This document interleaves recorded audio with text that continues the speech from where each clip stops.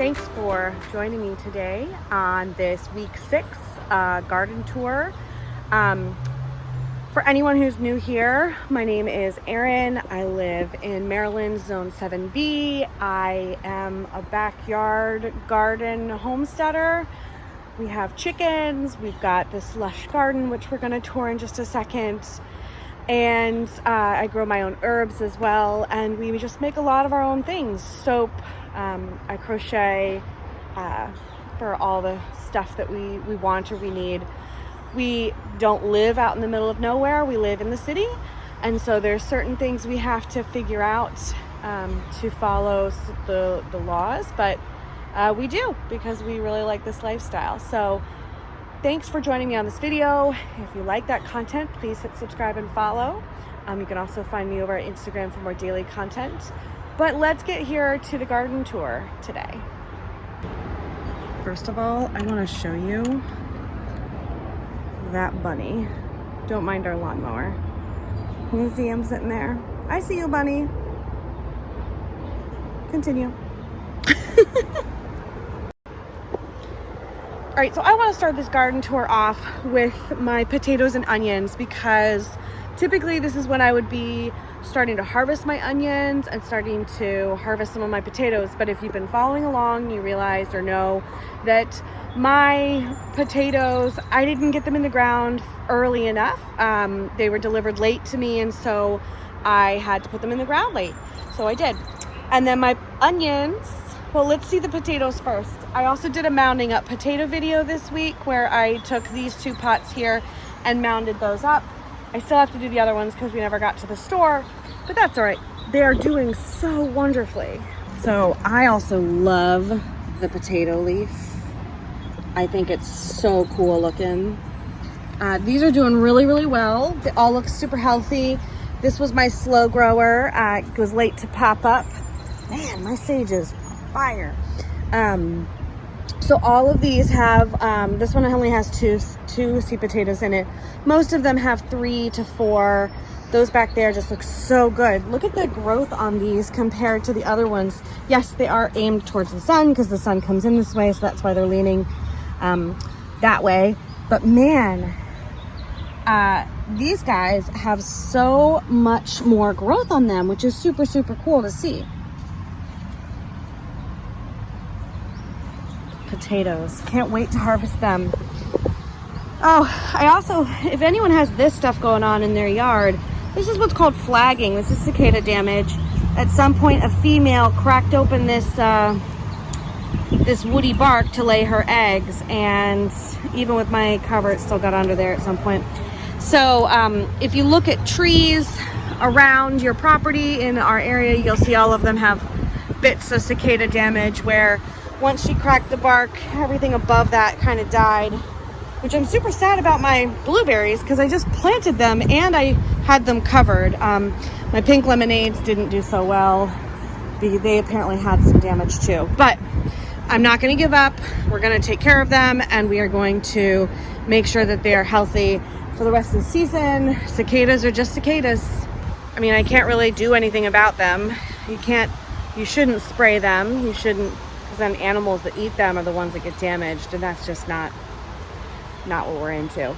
So the onions, oh man, look at these onions. So this is actually one of the first ones that I planted from the batch where they all died. This one did not, so it's doing nicely. But look how much growth I've had on these onions in the last 2 weeks. They look really, really good. Now that could be a bad thing because it is hot. It could just be pushing off new growth to the tops. So I might have to top these in a couple weeks, just, cut off these greens to really force the energy into making the bulb. And sometimes I have to do that. Sometimes the onions themselves, they just need a little bit more help to the bulb when you plant them late in the season, because technically it's really going to be too hot for these onions in a month when they're still growing. Because I'm not going to harvest these potentially until August or September. I may just do it early and have smaller onions, but I'm going to try for as long as I can, just to make sure that that these onions have the best chance that they can have. And I also have some onion food I'm going to dress with them. I'm going to side dress all of them. Obviously not today. We've had so much rain and I'm so happy. Before we move on to the tomatoes, I just want to point out my cilantro. Like everybody in my area, our cilantro bit the dust a while ago during those couple 90-degree days where it was like 93, 94, 95 consecutively, and many plants in my area just can't handle that. And when it happened in May, I was like, what the heck is happening? Global warming. Anyway, that's what's happening. So my cilantro bolted a long time ago, but instead of pulling the plant, I'm gonna grow it for coriander. It's the same plant. I know it's currently on the other side of the fence right now, but you can see that the seed pods are right there. They look like little tiny round dots. All the flowers have kind of turned into them. So I will take these out, shake them when they've dried up a little bit more, shake them into a bag and process them for coriander, which will be great. So even though I can't enjoy the cilantro anymore, we will at least be able to enjoy the coriander, which I'm very excited about. Also, my flowers are looking so nicely together. I mean, talk about friendships. Marigolds, nasturtiums, basil, and tomatoes. Is there ever a better quad of anything in the world than those four things? And these guys are just wonderfully massive. I have so much fruit on every single stem. I'm sure you can see all the fruit in there. They're really coming in well. I have to come through and trim a couple more things off down here. I've got lots of fruit down here. The tomatoes are producing. My Cherokee purples. Oh, I'm so excited. Everything is just really looking lush. And this is really, we have not had much rain this season. So it's been on me to really be, oh, look at those little babies.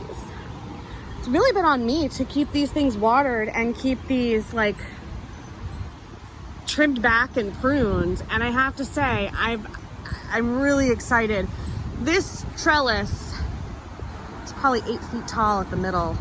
And this is exactly what I wanted. And then I'm gonna curve them over this way a little bit to continue so they can keep growing. Keep growing, tomatoes. I don't mind.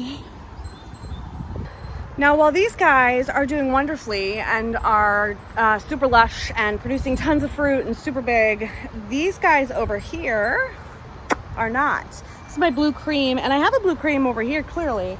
But I think the pots that I've never grown in pots like this. These are hard pots instead of the soft pots. And I got them because it was a crazy spring. And it's still producing fruit on the plants, but the leaves are curling up. See, the leaves are curling up here, probably from overwatering. Maybe it needs more holes. It's got a lot of holes in there to drain, but it just, that looks awful. Or not enough watering, but I'm pretty sure it's from it just being overwatered. But you can still, there's still a bunch of fruit that's being produced on here. Bunch of different stems, and then that's my blue cream. And then my Brad's Atomic also isn't growing that well, but it doesn't have the leaf curling. And the fruits on here, this is just laden with fruit, kind of just all over. So the plant is clearly happy. Maybe it just isn't going to get that big. And this is the one tomato I didn't grow from seed that has grown so much in the couple weeks that I've had it, and I'm excited. I know it's not going to come at the same time as the others, but I think it'll be a great round off with the colors of the yellow. But let's move on to my monstrous plant, pink squash. I mean, this was supposed to be a small squash plant of 2 feet, and it is taking over this side of the garden, quite literally. I've only had, most of the time anyway, I've had male flowers come off it. I know that's very standard, very normal for squash and zucchini in the weather at the very beginning of the season. They put off more males, but I saw this the other day. And a pink squash fruit, these are going to be like 10 to 60 pound fruits. So I don't know where I think it's going to go. But yeah, we'll see what happens with these, right? We'll keep you updated. Carrots we've been pulling from, kale. No one wants to see that anymore, right? I also planted some more onions back here because hoping that This is my Slim Shady bed. It won't have the heat of the sun on it all the time, and therefore they may live a little bit longer and won't have to top those. And then more carrots, more beets. Oh, if anyone caught my video on my peppers, staking out peppers is really helpful. The storm that we got last night would have taken down the plant that fell again, this guy, which is producing huge peppers right now. I just have to wait for them to turn. This one has like 4 or 5 on the plant itself, so I just need to wait for them to turn color, but and mature. But man, it fell over and I was like, no, so we had to stake the plants right away, like a week ago. Jalapenos are doing well. Also, all of these tomatoes over here are doing really well. My troublesome tomato plant, my Lucky Tiger, is now turning yellow, which is either a deficiency. These leaves are wilting and dying, which means it's probably a deficiency, versus, overwatering. When they wither up and die, it's typically overwatering. When it's like this and turning yellow, it's typically underwatering. But because I have both of them, I'm not sure. I can treat for a deficiency and just take care of the watering, but I'm not sure which way to go. So I'm going to start using a soil meter on this one that just measures the dampness of the soil, and that way I can keep track of it a little bit more scientifically. Berkeley tie-dyes this is the Dr. Weish, excuse me. Boom. I can't wait for that. That's going to be a massive fruit if it can keep growing. And my Romas, this is probably the first time that I've had so many Romas so early. It's really exciting. There's some right here too that are kind of getting caught up in the branch. I'll probably have to let loose a little bit. So great. And then the one that I labeled and then the children took off. Look at that. That might be a Berkeley tie-dye too. Who knows? Lots of them though, lots of them. So I think I might get my first tomato, well, hopefully by the end of June. One of them will turn red, probably a cherry. And then all these peppers are starting. These are my bell peppers back here. These are the Zulus. We've gotten a couple little ones of the Zulu peppers, but no big ones. So I'm hoping to see some big ones coming in soon. All of this just flowered and got pollinated. Oh, there's one. Oh, there's 2. Look before you speak, Erin. My goodness. Gorgeous. Peppers. Who wants some peppers? My ginger also, guys, look at it. It's doing so well. I moved it. I took it out of this little container because they weren't really growing any further. And a couple of these are really taking off. This guy is just kind of staying there. But we'll see. Maybe I'll turn this down, give him a little bit more light. The Oriental Wonder beans are really coming along. I can't wait to see what they actually look like when the fruit comes on the plant. This is the one that fell over that needed extra care. Oh, come on, guys. I had a feeling something got snagged in the storm last night, but maybe I'll put an extra twine this way, help keep it up. Shishitos are a machine now, just a machine. I've said this before, I'll say it again. If you don't grow shishitos, you so want to. They're so delicious. And they're prolific. Like, if something can give you more and more fruit and it's delicious, that's what I'm talking about. I have my first couple eggplants I'm gonna have to harvest this week. So look out for that harvest video. Oh, look, there's a Sweet Belle. Hello, Sweet Belle. Well, let's see about this guy. Is this guy still in here? Well, I'll look for him later because I'm getting soaked with the rain. Nightshades planted together that work super well are eggplants and peppers. Don't be afraid to plant them near each other. Some people are like, don't plant peppers next to tomatoes. Yes, there are some varieties that you shouldn't, but most of the time you're absolutely fine. Look at that. And eggplants are really great to plant next to peppers. Beans, beans, the magical fruit. The more you eat, the more delicious they are to you. I don't know. It's a family show, Erin. I am so happy with these beans. My slippery silks are coming in so nicely. I'm gonna pickle some of these, I think. They are like super crunchy. I feel like that'll hold up really well on pickle. They don't have the strings like some other green beans do either. And they're really mild. And I feel like when you have a mild green bean, actually, it's really good. Maybe I won't pickle them. I don't know. What do you think? To pickle or not to pickle? That's the question. I love to pickle. Maybe I'll just pickle like a trifecta of beans. Oh, hello, friend. Nice little bee visiting. So good. So as you can see, I have plenty to use for pickling of the purple potted. So maybe I'll do those first. It is climbing over the archway, which is just glorious. I've got some beautiful fancy gourds coming up. The dragon tongues, I've got some really great dragon tongues I've seen. Nice and big. And these shishitos. I'm so excited. And these are the Kentucky Wonder Blue Beans, which I have seen lots of flowers on the bottom, but I haven't seen any bean yet. So we'll see. Maybe, I don't know. They look like there's a lot of flowers that came out there and then just kind of went away. And of course, the purple potted is just intertwining itself completely, which is just glorious to me. This is like such a whimsical archway with beans on it. I don't know why I never grew beans on an arch before, but like, look at the whimsy. The whimsy.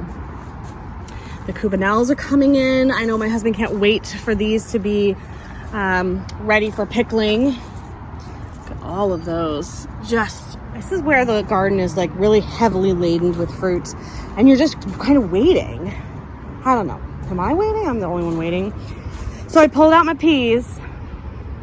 They got powdery mildew and were really suffering. So I pulled out the peas, which gave these beets some extra space. And then I planted what my husband brought home to me, the watermelon. So there is a watermelon.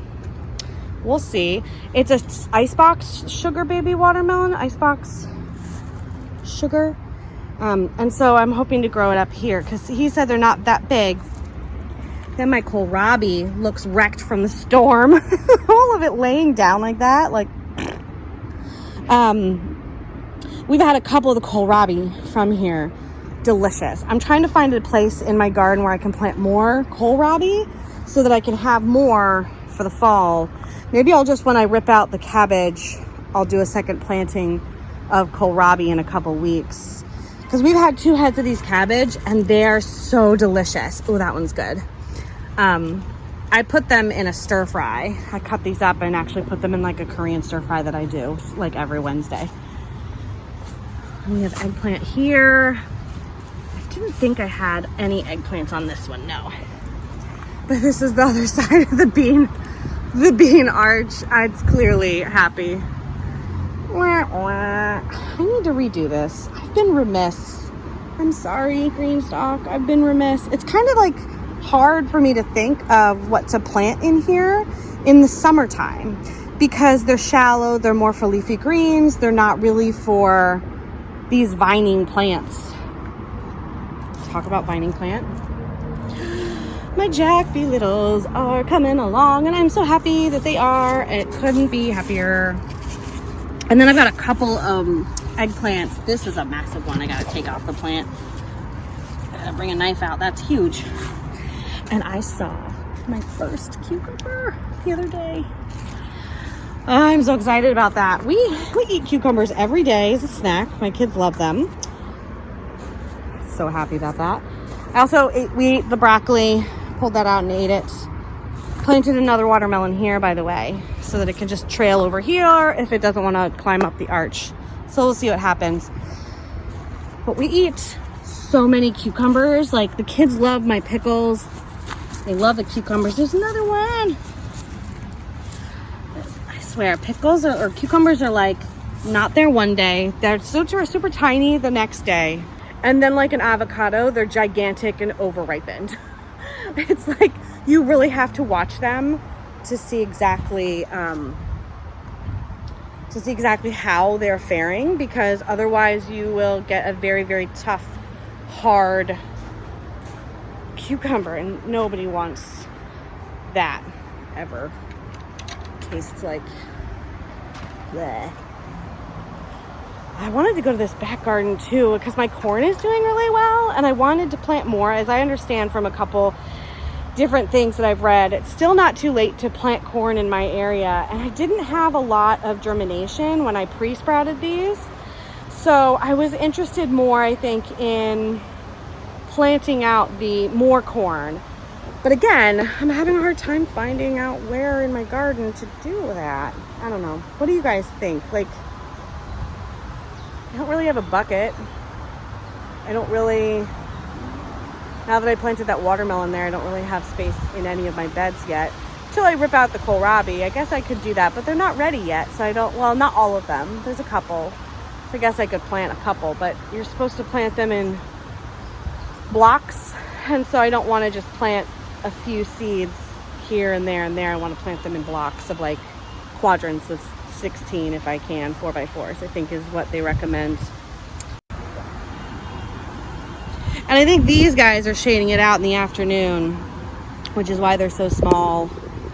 And my tomatoes I'm not doing anything with actually have some fruit on them also. Like, look at that. I didn't even notice this the other day when I was down here. Hi friends, thanks for joining. Welcome to the group.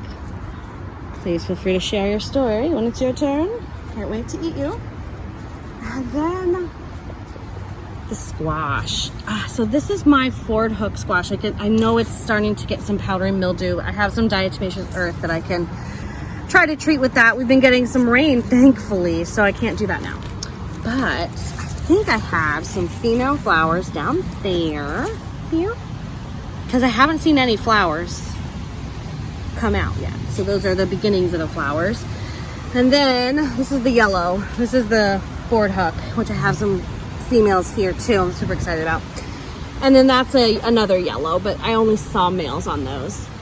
And then my pumpkins, guys. These are Jardel pumpkins, and they're doing pretty well. I've never grown pumpkins before. That one already has flowers on it. That's exciting. So unlike, here, we're gonna grab the chicken eggs while we're out here. So unlike zucchini, where I know how to fertilize by hand, we'll say, I don't really know what I need to do. Thank you, ladies. You all did so well, each of you giving me an egg. And I don't have anything to put it in. Oh well. We'll see how I can do this. So I was just saying though that the so squash, I know I can fertilize by hand, whereas the pumpkins, I don't know. I don't know if I should or if I shouldn't fertilize by hand because I've never grown them before. So I just don't know. If anyone knows, while I lock up my chickens, I don't want anything to get them. We had a bald eagle yesterday. Was it yesterday or the day before? Maybe it was yesterday. There's a bald eagle and I was like, get the chickens! My husband was like, it's a bald eagle! I was like, I know! Get the chickens! It was so funny. So, oh, hello bunny. So, if anyone knows if I should do that with my pumpkins, please let me know. Thanks for joining me here on the garden tour. There's a lot that's coming and I want to do more harvest videos, so please keep an eye out for that. I'm gonna take my beautiful eggs inside and I'll see you guys next time. Bye friends.